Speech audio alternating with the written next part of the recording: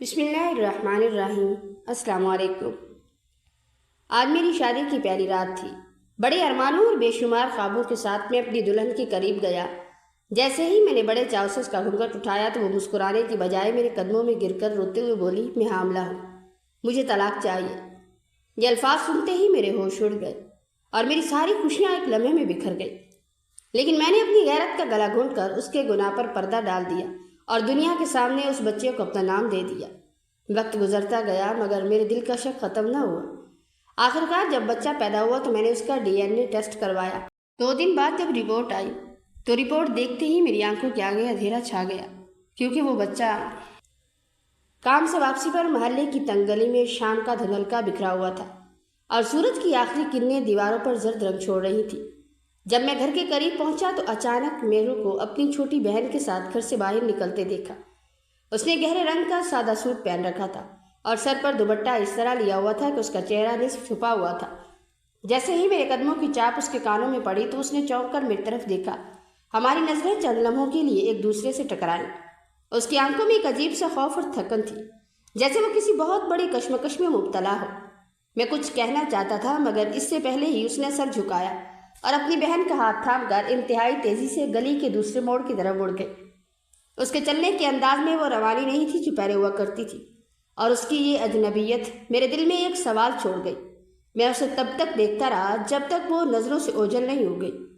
گھر کے صحن میں داخل ہوا تو اماں اور ابا چائے کی پیالیاں تھامے کرسی پر بیٹھے ہوئے تھے۔ میں نے ایک طرف بیٹھ کر شک کا سانس لیا اور باتوں باتوں میں اماں سے پوچھا کہ وہ پڑوس کی مہرو آج کل زیادہ دکھائی نہیں دیتی، کیا اس نے پڑھائی چھوڑ دی ہے؟ میری یہ بات سنتے ہی اماں نے چائے کا کپ نیچے رکھا اور ابا کی طرف دیکھا۔ ماحول میں ایک دم خاموشی چھا گئی، جیسے وہ میری اس بات کے لیے تیار نہ تھے۔ ابا نے کھنکار کر گلا صاف کیا اور نظریں ادھر ادھر گھماتے ہوئے بس اتنا کہا کہ سنا ہے بیٹا، اب وہ زیادہ باہر نہیں نکلتی، گھر کے کام کاج میں مصروف رہتی ہے۔ اماں نے بھی بات کو بدلنے کی کوشش کی اور مجھ سے کام کے بارے میں پوچھنے لگے۔ ان کا یہ رد عمل میرے لیے حیران کن تھا، کیونکہ عام طور پر محلے کی لڑکیوں کا ذکر گھر میں کھل کر ہوتا تھا، مگر اس بار سب جیسے کچھ چھپانے کی کوشش کر رہے تھے، یا شاید وہ اس معاملے پر بات کرنے سے کتراتے تھے۔ میں نے مزید کچھ نہیں پوچھا، لیکن میرے ذہن میں یہ گمان پکا ہو گیا کہ ضرور کچھ تو ایسا ہے جو میری نظروں سے اوجھل ہے۔ ابا کی خاموشی میں ایک عجیب سا دباؤ تھا جو مجھے محسوس ہو رہا تھا۔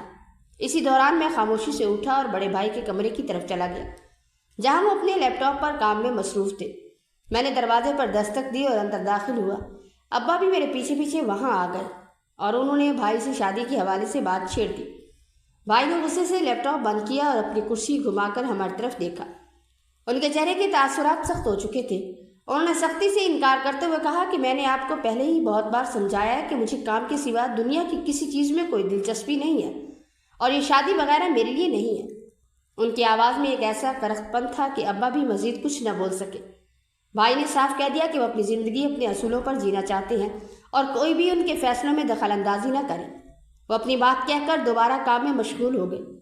کمرے میں شدید تناؤ تھا اور میں جانتا تھا کہ ان کے سامنے کوئی بھی اونچی آواز میں بات نہیں کر سکتا۔ ہم لوگ وہاں سے واپس آ گئے، لیکن ان کی باتیں میرے ذہن میں گونجتی رہیں۔ اگلے دن کام پر جاتے ہوئے جب میں گلی کے اسی موڑ پر پہنچا تو میرو کو دوبارہ دیکھا۔ وہ اس بار اپنی ماں کے ساتھ کسی کام سے جا رہی تھی۔ اس کی حالت دیکھ کر میرا دل دکھ سے بھر گیا۔ وہ پہلے جیسی نہیں رہی تھی۔ اس کے چہرے کی تازگی جیسی کہیں کھو گئی تھی۔ وہ اداس تھی اور اس نے اپنے آپ کو دوپٹے میں بہت زیادہ سمٹا ہوا تھا، جیسے وہ دنیا کی نظروں سے بچنا چاہتی ہو۔ اس نے مجھے دیکھتے ہی نظریں چرا لی اور اپنی ماں کی چادر کا پلو تھام کر جلدی جلدی آگے بڑھ گئی۔ اس بار وہ زیادہ خاموش تھی۔ اس کی آنکھوں میں وہ چمک نہیں تھی جو پہلے ہوتی تھی۔ ایسا لگ رہا تھا کہ اس نے کالج جانا تو دور کی بات، باہر نکلنا بھی بہت کم کر دیا تھا۔ وہ کسی بہت بڑی ذہنی اذیت سے گزر رہی تھی اور میں بس کھڑا اسے جاتے ہوئے دیکھتا رہا۔ اس کا وہ ٹوٹا ہوا لہجہ اور اداسی بھرے نقوش میری یادداشت کا حصہ بن گئے، اور میں سوچتا رہا کہ آخر اس لڑکی کو کس بات نے اس طرح گھر میں قید ہونے پر مجبور کر دی ہے۔ اس کے اس بدلے ہوئے رویے نے میری تشویش میں کئی گنا اضافہ کر دیا تھا، اور میں کسی بھی طرح اس سچ تک پہنچنا چاہتا تھا جو اس کی آنکھوں میں چھپا ہوا تھا۔ لیکن ابھی حالات کچھ ایسے تھے کہ میں خاموش رہنے پر مجبور تھا، اور اس کی وہ اداس نظریں میرے دل پر ایک بوجھ بن کر رہ گئی۔ اگلے ہی دن میں نے امی سے بات کی کہ امی مجھے مہرو اچھی لگتی ہے، اور بھیا تو شادی کرنا نہیں چاہتے تو آپ لوگ میری شادی کر دیں۔ अम्मा मुस्कुराने लगी और फिर कहने लगी कि मुझे यही उम्मीद थी। उस दिन मैं तुमसे बात करने लगी थी जब तुमने मेहरू का जिक्र किया, लेकिन फिर मैंने सोचा कि खुद तुम्हें बात करने का मौका दिया जाए। मैं ज़रूर उनके घर जाऊंगी और पता लगाऊंगी कि कहीं उसका रिश्ता तो नहीं हो गया। अगले दिन से घर में अम्मा की सरगर्मियों से एक अलग ही हलचल मची हुई थी। उन्होंने अपने सबसे बेहतरीन कपड़े निकाले और अब्बा से कुछ मशवरे करने के बाद वो मेहरू के घर रवाना हो गई। मैं घर के सहन में बैठा बेचैनी से वक्त गुजार रहा था और दिल में अजीब सी कश्मकश थी कि क्या वो लोग रिश्ता कबूल करेंगे या नहीं। अम्मा के जाने के बाद कई घंटे गुजर गए और सूरज ढलने के करीब था जब मैंने अम्मा को गली के मोड़ पर आते देखा। उनके चेहरे पर एक ऐसी अजीब सी खुशी थी जिसे देखकर मुझे अंदाज़ा हो गया कि बात बन गई है। वो घर के अंदर दाखिल हुई तो मैंने बेताबी से उनकी तरफ देखा। उन्होंने मुस्कुराते हुए मेरी तरफ इशारा किया और कहा कि सब कुछ खैर खैरियत से तय पा गया है। मेहरू के वालिदैन इस रिश्ते के लिए दिल से राज़ी हैं और उन्हें हमारे ख़ानदान पर पूरा भरोसा है। ये सुनकर मेरे दिल को एक गहरा इत्मीनान मिला, गोया कोई बहुत भारी बोझ मेरे सीने से उतर गया हो। अम्मा ने बताया कि उनके घर में हमारी आमद का बहुत अच्छा तासुर गया और वो लोग चाहते हैं कि ये मामला जल्द से जल्द अंजाम तक पहुंच जाए। मैंने अल्लाह का शुक्र अदा किया और सोचा कि अब मेरी ज़िंदगी का एक नया बाब शुरू होने वाला है। इस खुशखबरी ने घर में एक नई रूह फूंक दी थी, लेकिन मैं अब भी मेहरू के उस उदास चेहरे को याद करके सोच में पड़ जाता कि क्या वो वाकई खुश है या महज वालिदैन की रज़ा के लिए ये फैसला कर रही है। मगर इन खुशियों के हंगामे में मैंने ज़्यादा सोचने को खुद पर हराम कर लिया था, क्योंकि मुझे लग रहा था कि वक्त के साथ साथ सब कुछ बेहतर हो जाएगा। इस खुशी के बाद घर में मेहमानों की आमदोरफ्त का सिलसिला शुरू होने वाला था और मुझे इस बात की खुशी थी कि मैं अब बाकायदा तौर पर मेहरू का सहारा बन सकूंगा और उसे इस उदासी की भंवर से निकाल कर एक नई जिंदगी की तरफ ला सकूंगा। अम्मा ने खाने की तैयारी शुरू कर दी और अब्बा ने खुशी खुशी कुछ पुराने दोस्तों को ये खबर सुना दी। माहौल में एक अजीब सी चहल पहल थी जो हमारे घर की उदासी को ख़त्म कर रही थी और मैं बस अपने कमरे में बैठकर मेहरू के बारे में सोचता रहा कि वो किस हाल में होगी और क्या वो भी इस रिश्ते को इतनी अहमियत दे रही है जितनी मैं दे रहा हूँ। कुछ दिन बाद मोहल्ले में ही एक और शादी का माहौल था जिसमें हमें भी मदऊ किया गया था। वहाँ हर तरफ रोशनी थी और लोगों का हजूम था। सब नाच गाने में मसरूफ़ थे। मैं भी वहीं एक कोने में खड़ा था कि अचानक मेरी नज़र मेहरू पर पड़ी। वो अपनी माँ के साथ एक तरफ बैठी थी। उसने हल्के गुलाबी रंग का सूट पहन रखा था, मगर उसकी आंखों में वो चमक कहीं दूर खो गई थी। वो हर वक्त खामोश रही थी और उसके चेहरे पर एक ऐसी उदासी थी जिसे छुपाना अब उसके बस में न रहा था। वो लोगों के हजूम में होते हुए भी तन्हा लग रही थी, जैसे वो किसी गहरी और अंधी खाई में गिर गई हो जहाँ से निकलने का कोई रास्ता उसे नजर न आता हो। मैं उसके करीब जाने की हिम्मत न कर सका क्योंकि वो बहुत खोई खोई सी महसूस हो रही थी। मैंने देखा कि वो बार बार अपनी गर्दन मोड़कर किसी को ढूंढ रही थी या शायद किसी चीज़ से डर रही थी। उसका ये टूटा हुआ अंदाज देखकर मुझे अंदर ही अंदर एक अजीब सा दुख महसूस हुआ। मैंने सोचा कि क्या ये महज शादी से पहले की घबराहट है या कुछ और जो उसे अंदर ही अंदर खाए जा रहा है। वो बहुत सहमी सहमी अंदाज में अपनी माँ के पास बैठी थी और ऐसा लगता था कि जैसे उसे यहाँ मौजूद लोगों के हजूम से भी खौफ महसूस हो रहा। मैंने उस दिन महसूस किया कि मेहरू की ज़िंदगी में कुछ तो बहुत गड़बड़ है जिसे वो अपनी खामोशी के पीछे छुपाने की कोशिश कर रही है। वो उस वक्त में जब इर्द गिर्द के लोग हंस रहे थे किसी दूर की दुनिया में गुम थी। उसकी चमक मान पड़ चुकी थी और वो मुझे एक ऐसी मूरत लगी जो बाहर से तो सही थी मगर अंदर से रेजा रेजा हो चुकी थी। घर वापस आकर मैंने देखा कि अम्मा और बाकी घर वाले शादी की तकरीबात और धूमधाम के बारे में मनसूबाबंदी कर रहे थे। हर कोई इस बात पर पुरजोश था कि मेहरू हमारे घर की बहू बनेगी, मगर मैंने जब उनके माली हालात का सोचा तो मुझे ये सब बहुत भारी महसूस हुआ। उसके वालिद बेचारे बहुत मेहनतकश इंसान थे और उनके हालात ऐसे नहीं थे कि वो बड़ी तकरीबात का बोझ उठा सके। मैंने सहन में बैठे हुए घर वालों को मुखातिब किया और कहा कि हम ये शादी बहुत सादगी से करेंगे, बगैर किसी दिखावे के। ये बात सुनते ही घर में जैसे सन्नाटा छा गया। अम्मा ने फौरन एहतजाज किया कि ये क्या कह रहे हो, एक ही तो बेटा है जिसकी शादी हो रही है, दूसरा तो करता नहीं, इतनी सादगी से कैसे चलेगा, मोहल्लेदार क्या कहेंगे। हमारी तो ये ख्वाहिश थी कि ढोलक हो, मेहंदी हो, बारात का पूरा इंतज़ाम हो, लेकिन मैं अपनी ज़िद पर कायम रहा। मैंने उन्हें समझाया कि सादगी ही में बरकत है और किसी पर बोझ बनना मुझे बिल्कुल पसंद नहीं। मेरी इस बात पर सब मायूस नजर आए। किसी को ये फैसला कबूल नहीं था। घर में एक बहस से छिड़ गई। हर कोई अपनी अपनी ख्वाहिशात का इजहार करने लगा, मगर मैंने वाज़ेह कर दिया कि मैं उसके वालिद की माली हालत से वाकिफ़ हूँ और मैं किसी किस्म का कर्ज लेकर या उन पर बोझ डालकर शादी नहीं कर सकता। اس دوران ناصر بھائی نے تنزیہ نظروں سے میری طرف دیکھا اور اٹھ کر اپنے کمرے میں چلے گئے، جس سے ماحول میں مزید کشیدگی آ گئی، مگر میں نے اپنی زبان نہیں بدلی، کیونکہ میں جانتا تھا کہ مہرو کے گھر والے کس قدر پریشان ہوں گے اگر ہم نے ان سے کوئی فرمائش کی۔ اس بحث کے کچھ دنوں بعد وہ اتوار آ ہی گیا جب ہمیں پراپر رشتہ لے کر ان کے گھر جانا تھا۔ ہم جب ان کے گھر پہنچے تو گھر کا ماحول بہت ہی جذباتی تھا۔ مہرو کے والدین نے ہمارا استقبال بہت گرم جوشی سے کیا۔ ان کی آنکھوں میں آنسو تھے جو خوشی اور ایک خاص قسم کے اطمینان کی عکاسی کر رہے تھے کہ ان کی بیٹی کے لیے ایک اچھا گھر مل گیا۔ مہرو جب چائے اور لوازمات لے کر کمرے میں داخل ہوئی تو اسے دیکھ کر مجھے شدید تشویش ہوئی۔ اس کے ہاتھ بری طرح کانپ رہے تھے اور ٹرے میں رکھے کپ ہل رہے تھے۔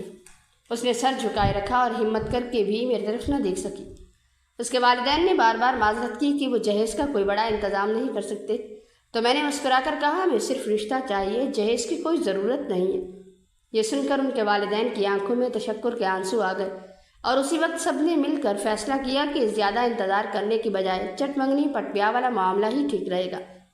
اور یوں بیٹھے بیٹھے 1 مہینے کے بعد کی تاریخ طے پا گئی۔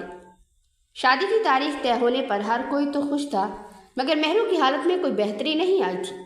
وہ ابھی بھی اسی طرح سہمے انداز میں تھی جیسے اس کے دل پر کوئی بہت بڑا بوجھ ہو یا وہ کسی آنے والی قیامت سے ڈر رہی۔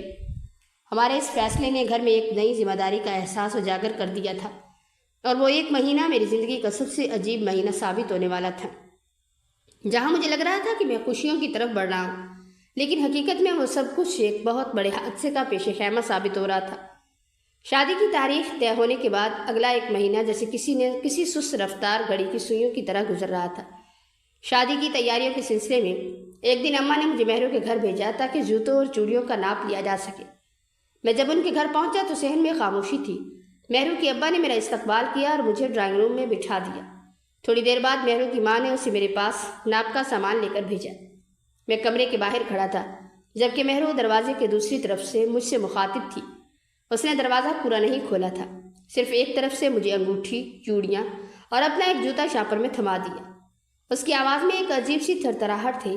میں نے جب اس سے پوچھا کہ تم ٹھیک ہو، کسی چیز کی ضرورت ہے تو بتاؤ، وہ صرف خاموش رہی۔ اس کی خاموشی مجھے کاٹ رہی تھی۔ میں نے اس سے کہا کہ مہرو، اب ہم ایک ہونے والے ہیں تو تمہیں پریشان ہونے کی ضرورت نہیں ہے، مگر اس کی طرف سے کوئی جواب نہیں آیا سوائے ایک افسردگی کے جو دروازے کی اوٹ سے مجھے نظر آئی۔ میں نے اس کا ہاتھ چھونے کی کوشش کی تو اس نے جھٹکے سے اپنا ہاتھ پیچھے کھینچ لیا اور وہ وہاں سے تیزی سے چلی گئی۔ میں وہیں کھڑا رہ گیا اور مجھے ایسا محسوس ہوا جیسے وہ مجھ سے نہیں بلکہ خود سے بھاگ رہی ہے۔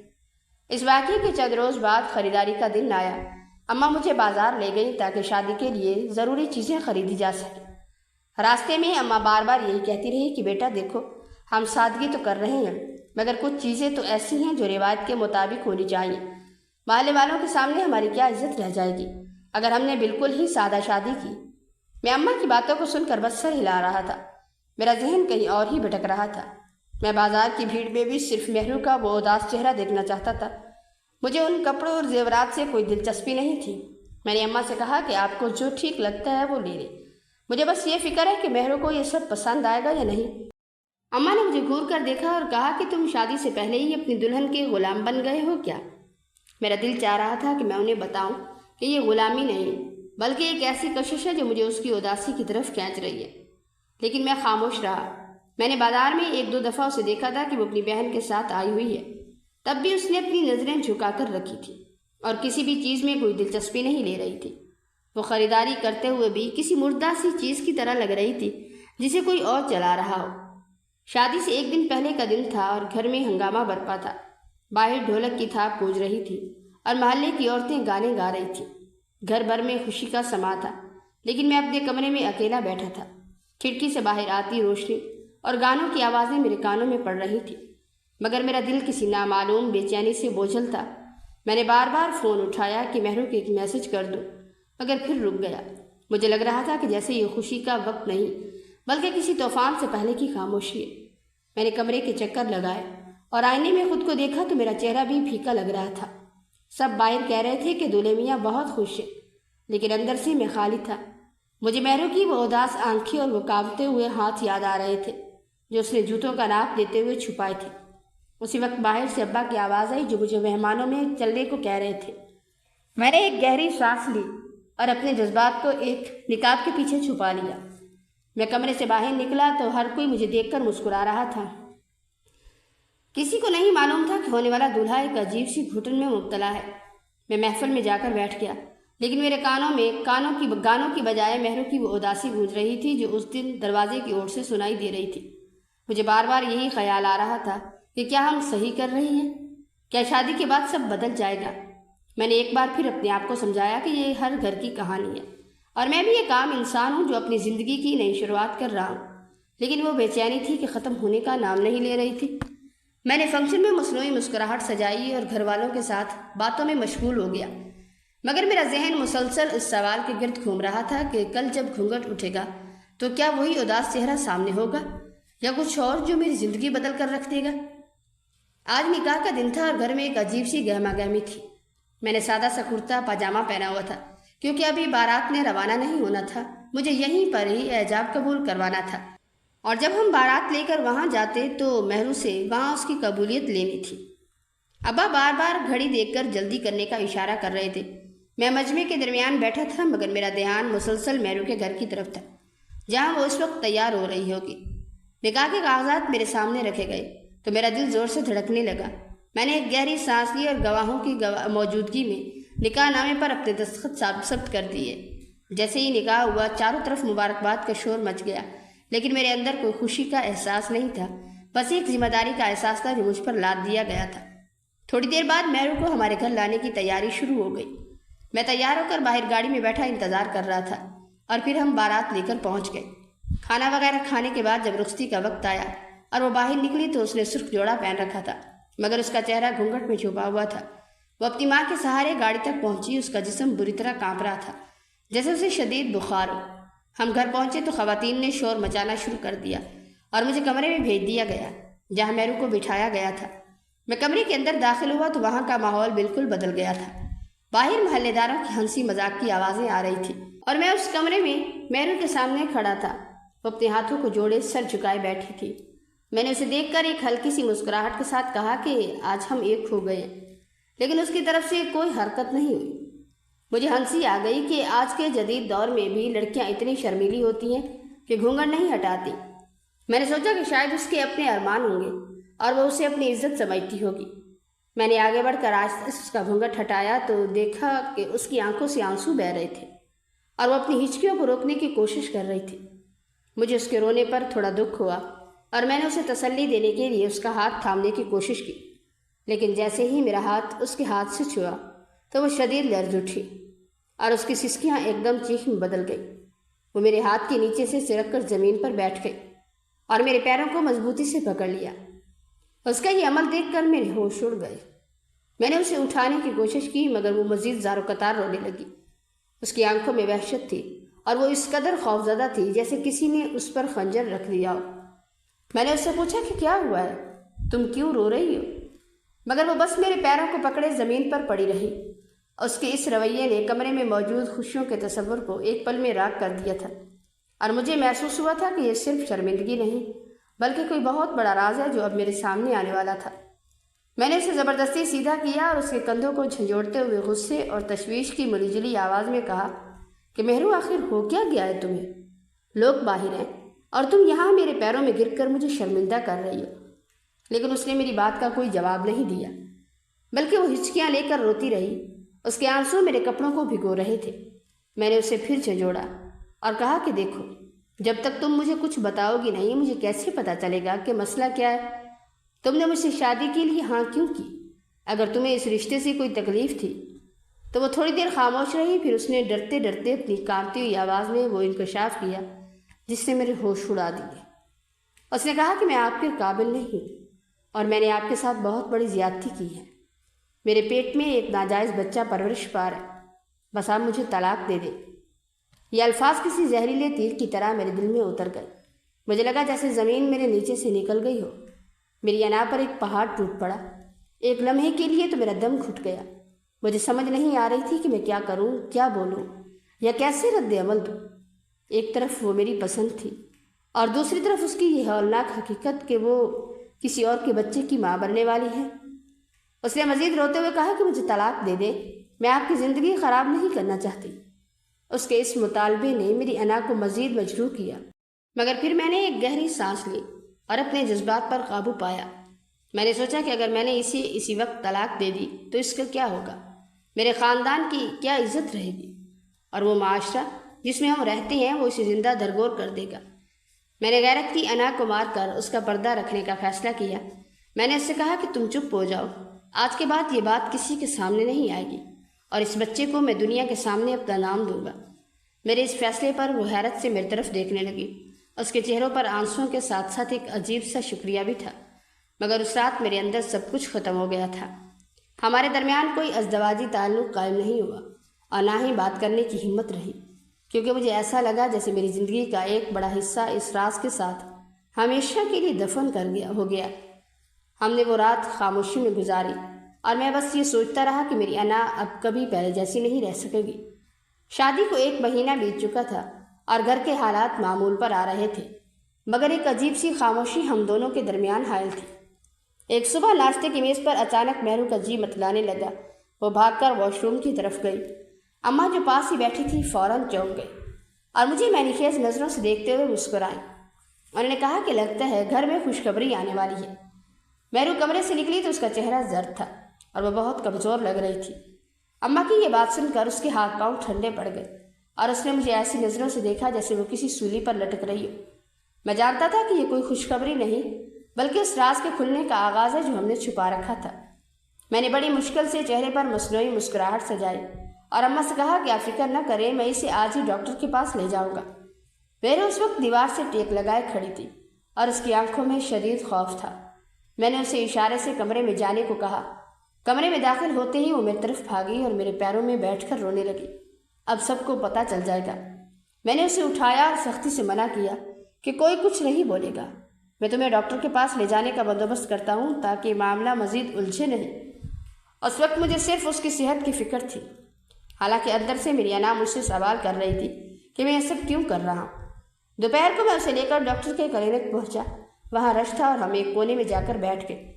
مہرو مسلسل کانپ رہی تھی اور اس نے اپنے دوپٹے سے اپنا چہرہ ڈھانپ رکھا تھا۔ جب اس کی باری آئی تو ڈاکٹر نے معائنہ کرنے کے بعد مسکرا کر کہا کہ مبارک کو 2 مہینے کا حمل ہے۔ ڈاکٹر کے یہ الفاظ سن کر میرے کانوں میں سیٹیاں بجنے لگیں۔ میں نے کیلنڈر پر نظر ڈالی۔ ہماری شادی کو صرف 1 مہینہ ہوا تھا اور یہ رپورٹ بتا رہی تھی کہ بچہ 2 ماہ کا ہے۔ میرا شک جو پہلے ایک خدشہ تھا اب ایک اٹل حقیقت بن چکا تھا۔ کلینک سے باہر نکلتے ہوئے مہرو کی حالت ایسے تھی جیسے اس کے پیروں تلے زمین نکل گئی ہو۔ وہ کچھ بھی بولنے کی ہمت نہیں رکھتی تھی۔ میں نے اسے گاڑی میں بٹھایا اور خاموشی سے گھر کی طرف ڈرائیو کرنے لگا۔ راستے بھر ہم دونوں کے درمیان کوئی بات نہ ہوئی۔ میرے اندر ایک لاوا پک رہا تھا۔ میں سوچ رہا تھا کہ یہ کیسی زندگی ہے جہاں مجھے ایک ایسے بچے کو اپنا نام دینا پڑ رہا ہے جو میری اپنی انا اور غیرت کے خلاف ہے۔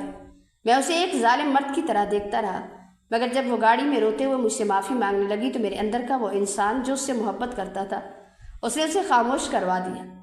میں نے کہا تم کچھ نہ کہو، جو ہو گیا اسے بدلنا اب ہمارے بس میں نہیں۔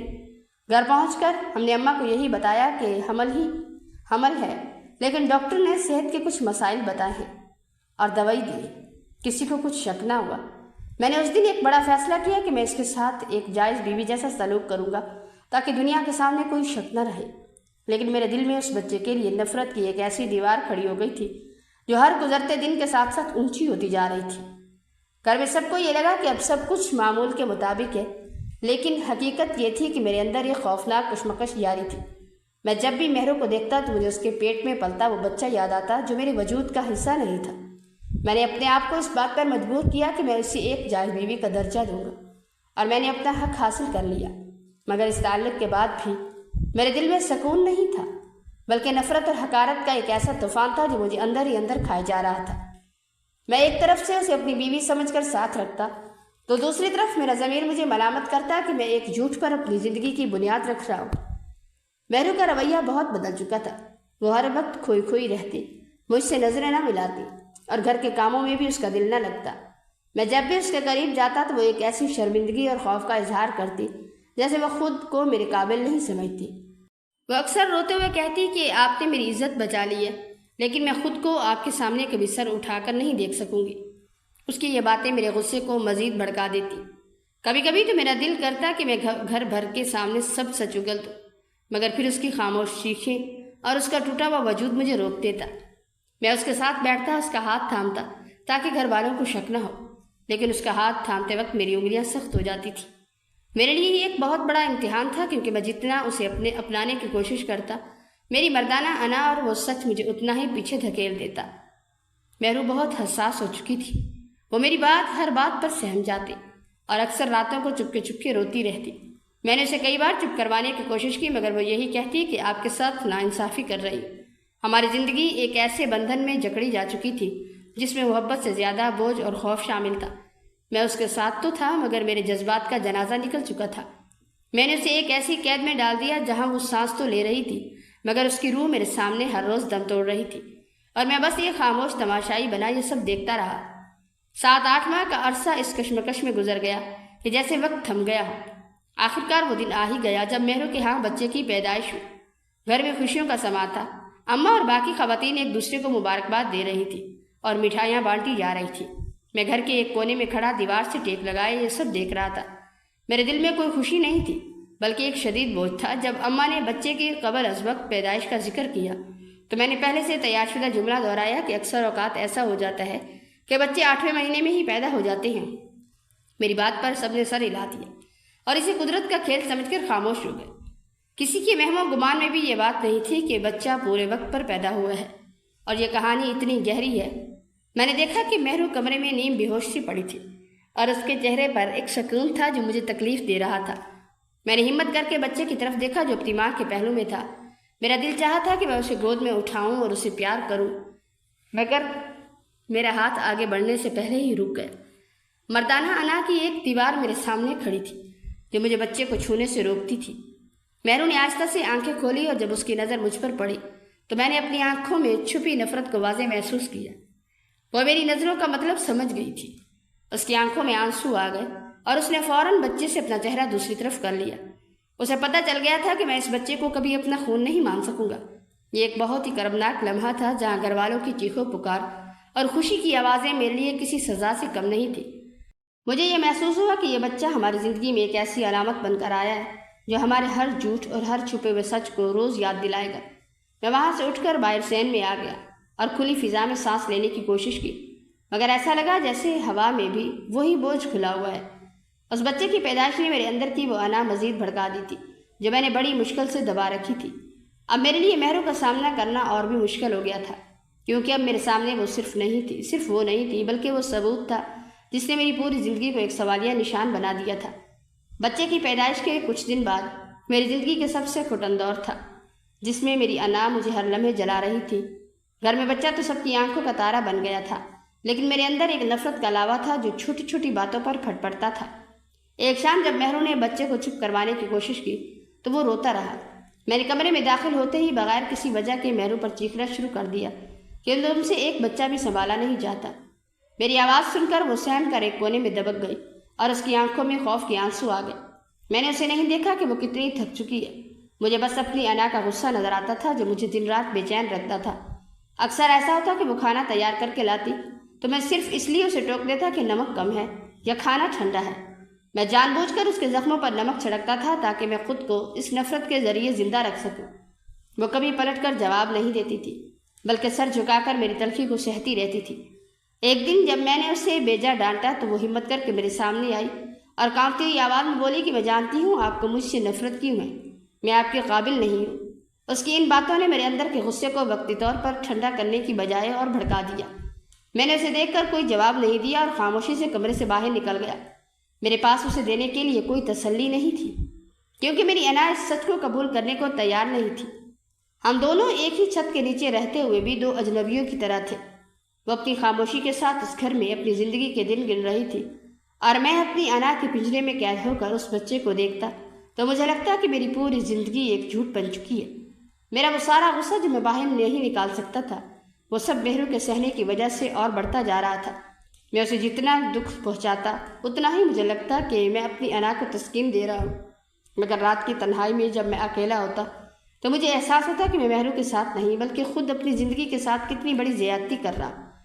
ایک دن جب بچے کو ویکسین لگنے کا وقت آیا، تو میں نے پہلے سے منصوبہ بنا لیا تھا کہ میں اکیلا ہی اسے اسپتال لے جاؤں گا۔ مہرو کی طبیعت بھی ناساز تھی اور اماں میرے ساتھ جانے کی ضد کر رہی تھی، مگر میں نے بڑی سختی سے انہیں منع کر دیا اور کہا کہ میں اکیلا ہی کافی ہوں۔ میں نے بچے کو اٹھایا اور گھر سے نکل کھڑا ہوا۔ ہسپتال میں ویکسین لگوانے کے دوران میں نے موقع دیکھ کر خفیہ طور پر DNA ٹیسٹ کے لیے بھی نمونے جمع کروا دیے۔ ڈاکٹر کے پاس جانے کے بعد جب میں گھر واپس آیا تو میرے ہاتھ کانپ رہے تھے۔ میں نے مہرو سے کچھ نہیں کہا، وہ بس اپنی کمزوری میں نڈال بستر پر پڑی تھی۔ میں نے بچے کو اس کے پاس چھوڑا اور کمرے میں جا کر دروازہ بند کر لیا۔ وہ 2 دن میری زندگی کے سب سے طویل ترین دن تھے۔ میں گھر میں پاگلوں کی طرح پھر رہا تھا، مجھے ایک لمحے کے لیے بھی چین نہیں آ رہا تھا۔ نہ تو میں ٹھیک سے کھانا کھا پا رہا تھا اور نہ ہی سو پا رہا تھا۔ میرا دماغ مسلسل اسی سوچ میں الجھا ہوا تھا کہ رپورٹ میں کیا نکلے گا۔ 2 دن گزرنے کے بعد جب میں رپورٹ لینے ہسپتال پہنچا تو میرے دل کی دھڑکنیں بند ہونے کے قریب تھی۔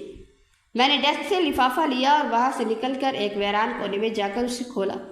جب میں نے رپورٹ کے آخری صفحے پر نظر ڈالی تو میری آنکھوں کے سامنے اندھیرا چھا گیا۔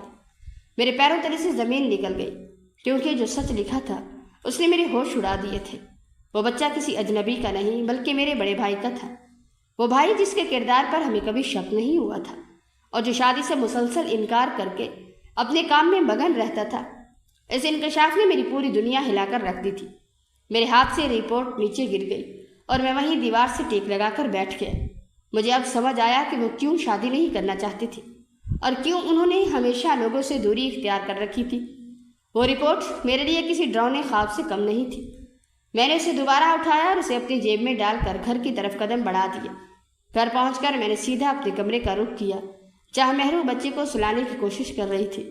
میرے چہرے پر غصے اور ہیجان کی وہ کیفیت تھی جسے دیکھ کر وہ فوراً سمجھ گئی کہ کچھ برا ہوا ہے۔ میں نے کمرے کا دروازہ زور سے بند کیا اور وہ DNA رپورٹ اس کے سامنے بستر پر پھینک دی۔ میں نے چیخ کر اس سے پوچھا کہ یہ کیا ہے اور سچ کیا ہے۔ وہ رپورٹ دیکھ کر جیسے پتھر کی ہو گئی، اس کے چہرے کا رنگ پھک پڑ گیا اور اس کے ہاتھ بری طرح کانپنے لگے۔ وہ کچھ دیر تک کچھ نہ بول سکی، مگر پھر زار و قطار روتے ہوئے اس نے اپنے ماضی کا وہ ہولناک قصہ سنانا شروع کیا جو اس نے کسی کو نہیں بتایا تھا۔ اس نے سسکیوں کے درمیان بتایا کہ ایک دن وہ اپنی سہیلی کے گھر سے آ رہی تھی کہ اچانک ایک کالی گاڑی اس کے قریب آ کر رکی۔ اس میں سے کچھ لوگوں نے زبردستی اسے اندر کھینچ لیا، اس کی آنکھوں پر پٹی باندھ دی گئی اور اس کے ساتھ زیادتی کی گئی اور بعد میں اسے اس کے محلے کی گلی کے کونے پر پھینک دیا گیا تھا۔ اس نے بتایا کہ وہ اس صدمے اور شرمندگی کی وجہ سے اتنی ٹوٹی ہوئی تھی کہ اس نے کالج جانا چھوڑ دیا اور کسی کو کچھ نہ بتا سکی، کیونکہ وہ خود بھی نہیں جانتی تھی کہ یہ سب کس نے کیا ہے۔ جب وہ یہ بتا رہی تھی تو اس کی آواز میں ایک ایسی کربناک سچائی تھی جس نے میرے غصے کو وقتی طور پر خاموش کر دیا۔ مگر جب میں نے اسے بتایا کہ یہ بچہ میرے بڑے بھائی کا ہے تو وہ ایک زوردار چیخ کے ساتھ میرے پیروں میں گر گئی۔ وہ روتے ہوئے بولی کہ مجھے تب بھی شک ہوا تھا۔ اس واقعے کے کچھ دن بعد جب میں نے تمہارے بھائی کی آواز سنی تو مجھے ان کی آواز میں وہی کرکی محسوس ہوئی جو اس وقت اس گاڑی میں ان لوگوں کی تھی، مگر میں نے خود کو سمجھایا کہ ایسا نہیں ہو سکتا کہ وہ ایسا کرے۔ یہ سن کر میرے اندر کی انا، غیرت اور بھائی چارے کا رشتہ سب ایک ساتھ بکھر گیا۔ میں نے اپنی زندگی کا سب سے بڑا جھوٹ جی لیا تھا اور اب میرے سامنے کھڑا یہ سچ میری روح کو زخمی کر رہا تھا۔ کمرے میں موت جیسی خاموشی تھی اور ہم دونوں اس حقیقت کے بوجھ تلے دبے ہوئے تھے کہ جس شخص کو ہم اپنا بھائی اور خاندان کا ستون سمجھتے تھے وہی میری بربادی کا سبب نکلا تھا۔ مہرو کے اس انکشاف نے میرے اندر کی رئیسائی ہمت بھی توڑ دی تھی۔ وہ مسلسل زمین پر بیٹھے رو رہی تھی۔ میں اس کی باتیں سن کر وہاں سے اٹھ کھڑا ہوا کیونکہ اب میرے اندر کا لاوا پھٹنے کے لیے تیار تھا۔ میں سیدھا بھائی کے کمرے کی طرف بڑھا۔ دروازہ نیموا تھا۔ میں نے بغیر دستک دیے اسے دھکا دیا تو اندر کا منظر دیکھ کر میری آنکھیں کھلی کھلی رہ گئی۔ کمرے میں ہر طرف دھواں تھا اور بھائی صوفے پر نیم دراز تھے۔ ان کے پاس میز پر شراب کی بوتل اور کچھ نشاور چیزیں بکھری ہوئی تھیں۔ ان کے چہرے پر ایک عجیب سی ویرانی تھی۔ وہ نشے اور اپنی ہی ذات کے بوجھ تلے دبے ہوئے کسی زندہ لاش کی طرح لگ رہے تھے۔ مجھے دیکھتے ہوئے وہ چونکے مگر نشے کی حالت میں ان کا سنبھلنا محال تھا۔ میں نے غصے سے ان کے قریب جا کر وہ DNA رپورٹ ان کے سینے پر دے ماری۔ وہ جیسے ہی رپورٹ پر نظر ڈالے ان کی آنکھوں سے نشے کا خمار اتر گیا اور ان کے ہاتھ کانپنے لگے۔ وہ کچھ دیر تک خاموش رہے مگر پھر اچانک ان کی آنکھوں سے آنسو بہنے لگے۔ انہوں نے ٹوٹے ہوئے لہجے میں اپنی حیوانیت کا اقرار کر لیا۔ وہ روتے ہوئے بولے کہ غلط دوستوں کی صحبت اور جوانی کے اندھے جنون نے انہیں انسان سے درندہ بنا دیا تھا۔ وہ اس قدر شرمندہ تھے کہ وہ میری طرف نظر اٹھانے کی ہمت بھی نہیں کر رہے تھے۔ انہوں نے بتایا کہ تب وہ کوئی اور انسان تھے اور اب وہ اپنی ہی نظروں میں گر کر ایک زندہ لاش بن چکی ہے۔ وہ زاروں قطار رو رہے تھے اور اپنی اس گھنونی حرکت کا اعتراف کر رہے تھے جس نے ہماری پوری فیملی کو تباہ کر کے رکھ دیا تھا۔ ان کے الفاظ میں ایسی کربناکی تھی کہ میرا غصہ وقتی طور پر برف بن گیا۔ اگلی صبح جب سورج کی پہلی کرنیں ہمارے گھر کے صحن میں اتری تو معمول کے برعکس ایک گہرا سناٹا چھایا ہوا تھا۔ اماں ناشتے کے لیے بھائی کے کمرے کی طرف گئی تو کچھ ہی لمحوں بعد گھر میں ایک دل خراش چیخ گونجی جو ہمارے پورے محلے میں سنائی دی۔ میں فوراً بھاگتا ہوا بھائی کے کمرے کی طرف گیا تو دیکھا کہ کمرہ اندر سے بند تھا۔ ہم نے دروازہ توڑا تو اندر کا منظر دیکھ کر میرے حواس کام کرنا چھوڑ گئے۔ بھائی کا بے جان جسم زمین پر پڑا تھا اور کمرے میں ایک عجیب سی بو پھیلی ہوئی تھی۔ گھر میں کوہرام مچ گیا۔ اماں کی چیخیں آسمان کو چیر رہی تھی اور محلے دار اکٹھے ہو گئے تھے۔ ڈاکٹر کو بلایا گیا تو انہوں نے آتے ہی اسے ہارٹ اٹیک کا قرار دے دیا کیونکہ کمرے میں خودکشی کا کوئی ظاہری ثبوت نہیں تھا، لیکن میں جانتا تھا کہ یہ خودکشی نہیں بلکہ شرمندگی اور اس جرم کا منطقی انجام تھا جو وہ برداشت نہ کر سکی۔ شاید انہوں نے نشے کی زیادتی یا پھر ذہنی دباؤ کے باعث اپنی جان کا فیصلہ کیا تھا۔ سب کے لیے یہ ایک اچانک صدمہ تھا مگر میرے لیے ایک بہت بڑے راز کا دفن ہو جانا تھا۔ تدفین کے مراحل بڑی جلدی میں مکمل کیے گئے۔ ہر کوئی بھائی کی موت پر غمزدہ تھا، کوئی اسے ہارٹ اٹیک کہہ رہا تھا تو کوئی ڈپریشن کا شکار، لیکن میں نے اور مہروں نے اس سچ کو ہمیشہ کے لیے اپنے دلوں میں دفن کر دیا۔ تدفین کے بعد گھر میں سناٹا چھا گیا اور زندگی جیسے تھم سی گئی۔ میں مہرو اور بچے کے پاس بیٹھا تھا۔ بچہ معصومیت سے کھیل رہا تھا اور مہرو پتھرائی ہوئی آنکھوں سے خلا میں دیکھ رہی تھی۔ مجھے احساس ہوا کہ ہماری وہ انا جو ہم دونوں کے درمیان دیوار بنی ہوئی تھی اب ہمیشہ کے لیے دفن ہو چکی تھی۔ میں نے مہرو کا ہاتھ تھاما تو وہ کانپی نہیں بلکہ اس نے ایک لرزتی ہوئی نظر سے میری طرف دیکھا جس میں معافی اور درد کا ایک سمندر تھا۔ میں نے اسے اپنی باہوں میں سمیٹا اور محسوس کیا کہ اب ہمارے پاس ایک دوسرے کے سوا کچھ نہیں بچا۔ ہم دونوں اب اس گھر میں ایک ایسے بوجھ کے ساتھ زندہ تھے جس کا جواب کبھی کسی کو نہیں مل سکے گا۔ وہ بچہ اب ہمارا تھا اور اس کا وجود کا وہ ہولناک سچ اب ہماری زندگی کا حصہ بن چکا تھا۔ میں جانتا تھا کہ یہ زندگی اب پہلے جیسی نہیں رہے گی، لیکن اب انا کا وہ کھیل ختم ہو چکا تھا اور ہم دونوں صرف ایک ایسی زندگی گزارنے پر مجبور تھے جس میں ہر دن ایک نیا امتحان تھا، مگر اس بار ہم ایک دوسرے کے ساتھ کھڑے تھے۔ وقت کا پہیہ اپنی رفتار سے گھومتا رہا اور ہمارے گھر کی دیواروں سے وہ گھٹن اور خاموش چیخیں آہستہ آہستہ رخصت ہونے لگی۔ ہمارا بچہ آہستہ آہستہ بڑا ہو رہا تھا۔ اس کی ننھی ننھی حرکتیں اور گھر میں اس کا شور میرے لیے کسی معجزے سے کم نہ تھا۔ میں نے اسے بڑے لاڈ اور توجہ سے اسکول میں داخل کروایا۔ روز صبح اسے تیار کر کے اسکول چھوڑنا اور واپسی پر اس کے بستہ کندھے پر لٹکائے گھر آنے کا منظر دیکھ کر میرا دل باغ باغ ہو جاتا تھا۔ اس کے اسکول کے اساتذہ جب اس کی اچھی تربیت کی تعریف کرتے تو مجھے یوں محسوس ہوتا جیسے خدا نے میرے صبر کا بہترین صلہ مجھے لوٹا دیا ہے۔